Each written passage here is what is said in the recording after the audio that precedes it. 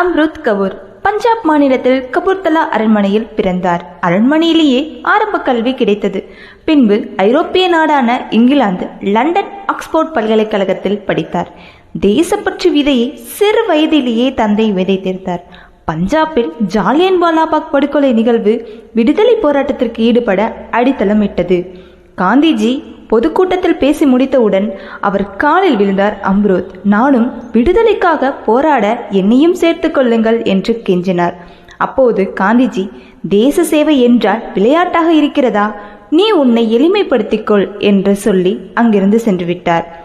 அம்ருத் தனது அரண்மனை வாழ்வை துறந்தார். மனவாழ்வு வேண்டாம், பகட்டு வாழ்க்கையும் எனக்கு வேண்டாம் என்று தூக்கி எறிந்துவிட்டு காந்திஜியின் ஆசிரமத்திலேயே இணைந்தார்.